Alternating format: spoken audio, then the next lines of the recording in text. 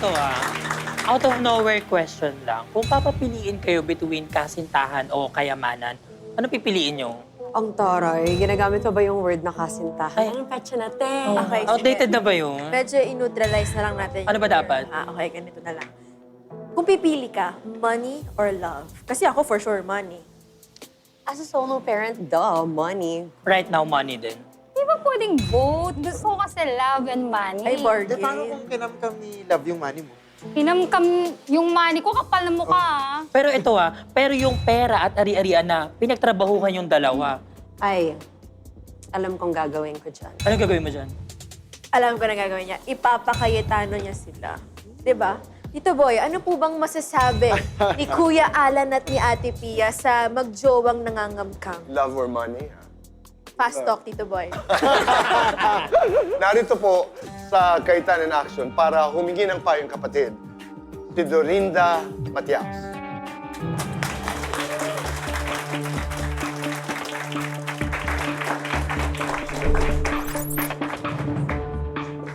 Hello po. Magandang gabi po. Ate Pia, Ate Kuya Pia, Alan. Kuya Dorinda. Alan.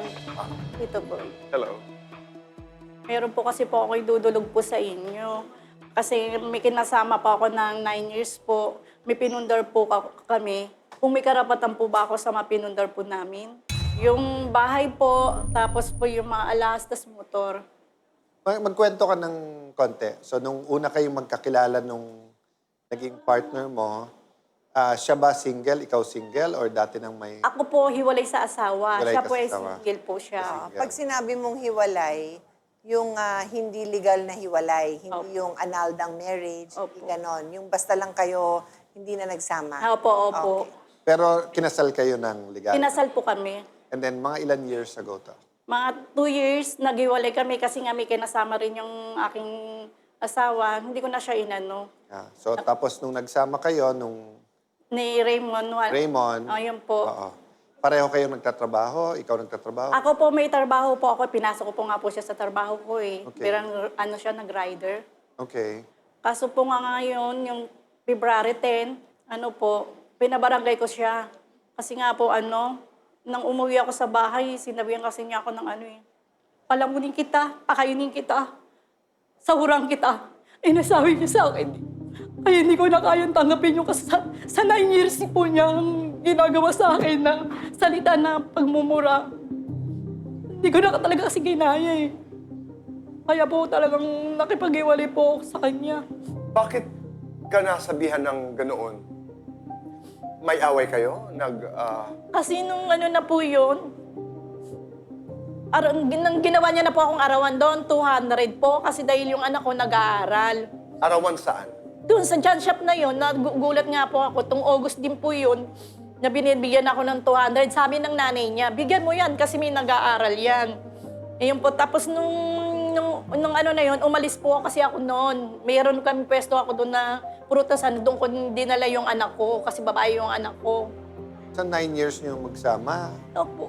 nangyayari yung pag ganun-ganon? Ganun Or po. bigla na lang ngayon? Ganun na po talaga. Nangyayari po yun sa amin.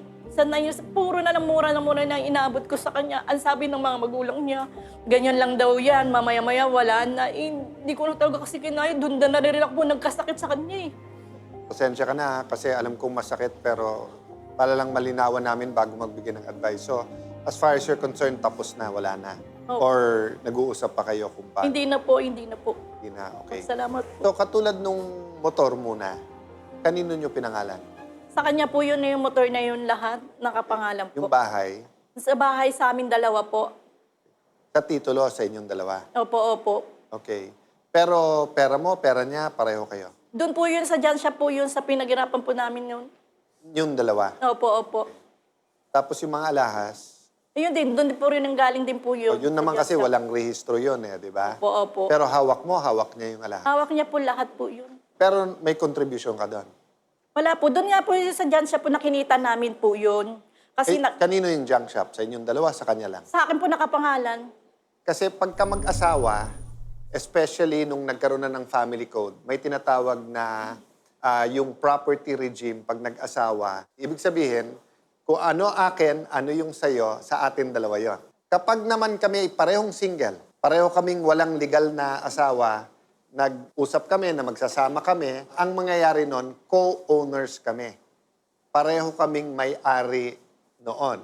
And usually, pag wala kayo na pag-usapan ng co-ownership, hati kayo. Diba? So, Pag hindi kasal, Kuya Alan. pag hindi kasal, pero maaring Both are single. both are single. Ngayon, eto ang problema.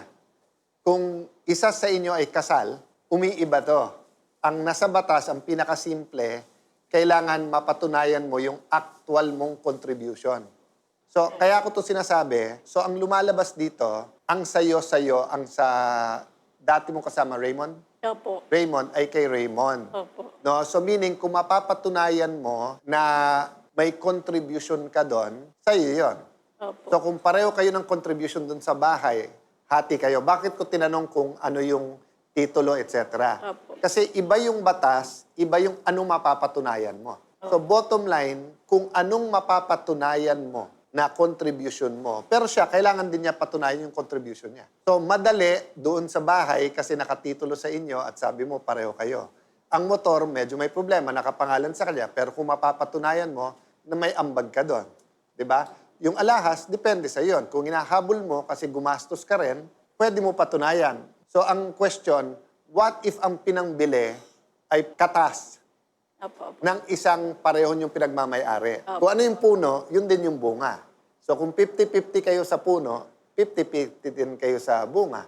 Kung 80-20 kayo, so bilhin natin junk shop. Naglabas yan 400,000, naglabas kang 100,000, 20% sa'yo. So yung junk shop, nakabili ng motor, 80% sa kanya, 20% sa kanya. So yung practical advice na mabibigay namin sa'yo to help you kung ano ang ebidensya at hindi. Diba? Yung ba inaamin niya or sinasabi niya sa kanya lahat? Hindi po kasi po, kung tutusin po talaga, wala naman talaga po siyang ano doon eh. Pera talaga. Doon talaga sa pinaghirapan po namin, yung lahat-lahat na binili yun ng... Pero pag sinabing pinaghirapan namin, sinong namin? Ikaw at si Kaming Raymond. dalawa, ako po ang baling tauhan na po doon eh. O nga, Sa Johnson pero yung sinasabi po. ko nga sa inyo, pag isa sa inyo ay may asawa, hindi kasi counted sa contribution yung pag-aalaga mo sa kanya sa bahay, pag-aalaga sa bahay. Pero if you worked in that business at makwekwenta yung work mo doon, pwede yon. Opo. Pero kung sasabihin niya, sandali, hindi mo contribution yung trabaho mo doon. Empleyado ka, bayad ka. Ibang usapan din yon. Opo. So kung sinasabi mo pinagtrabaho namin dalawa, so nung sinimulan mo yung business na yon, anong pinangbayad doon? Ang naiwan po nang sa kapatid niya, kulang-kulang 6,000 po. Okay. Opo, tapos yung kulang na po yung isa po, nawala sa pamilya, ako po nagbigay sa kanya ng 20. Tapos yung binayad ng kapatid niya ng 10, nasa kanya din po yun. Oh, so ang puhunan nyo sa negosyo, 36,000. Opo, opo. Oh, kasi sa pinakamadaling sabi, kung makukuha mo yung value ngayon ng negosyo, let's say the negosyo now is worth 360,000. Opo. Mababawi mo dapat yung 200,000. Malinaw yon. Yung 10 at 6, pwede mo pang i-claim, depende sa advice ng abogado at katotohanan. Kasi ang point nga, magkano ang contribution mo. Opo. So kung mapapatunayan mo na yung negosyo na yon ay nagsimula sa 36,000 at yung 20 doon ay pera mo, then 20 out of 36 sa'yo. So if it is now worth 360,000, sa'yo ang 200. If it's now worth 3.6 million, sa'yo ang 2 million. Ang tanong ko lang po, paano po nga nag-ano po kami sa barangay, kinakailain niya yun. Ayun ang sabi sa akin ng barangay, ay mahirap, wala kayong pirmahan na nakakuha niyang ganong pera. Papasok doon ang ebidensya. Opo. Ang pirmahan ay isa lang parte ng ebidensya. So yun ang sinasabi ko, doon ngayon yung practical. So for example, whether textan yung dalawa, Opo. na may text siya sa iyo dati, na walang-wala akong pera, magbigay kang 20, isang ebidensya yon. Opo. Or may kasama kayong barkada during that time na magpapatunay na, hindi, 9 years ago, walang pera yan si Raymond. Talagang siya nagbigay ng 20. So maraming ebidensya yon. So iba yung batas, iba yung ebidensya, iba yung kaya mong patunayan, iba yung proseso. Yun lang dun sa karapatan mo sa parte dun sa negosyo nyo. Ang tinitingnan ng batas dyan ay yung contribution nga, yung patunayan mo, yung contribution mo, no? So kung ano man ang nabigay mo na puhunan, pera, kung meron kang property, yung kunyari, meron kang lupa, at saka trabaho, industry. Opo, may So, kung yung toka mo is nagtatrabaho ka doon, kasama yon Opo. sa bibigyang halaga. Medyo mahirap patunayan yung halaga nun, pero kasama yon. May laban ka, pero patutunayan mo. Opo. Yun lang naman yun. Patutunayan mo na nagbigay ka ng ano doon, puhunan, ikaw ay nagtatrabaho doon bilang yung parang industrial partner, at may laban ka doon. So, sabi nga ni Kuya Alan, ay makikipag-ugnayan sa iyo ang mga abogado ng Cayetano in Action at ito'y tututukan hanggat kay matulungan. Diyan tayo magtatapos, pero hindi natatapos ang pagtulong ng Cayetano in Action. Thank you po. Dorinda, maraming salamat. Salamat po, ate. Ate Pia, Kuya Alan, yes o no? Yan po ang susunod dito po sa...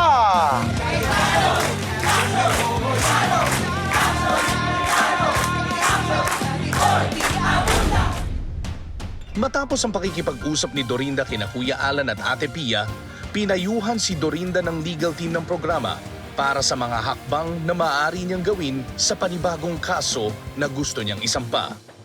Nang madatnan ng Cayetano team si Dorinda, maaliwalas na kanyang mukha at nakangiti na rin habang nagtitinda sa bukuhan ng kanyang kaibigan.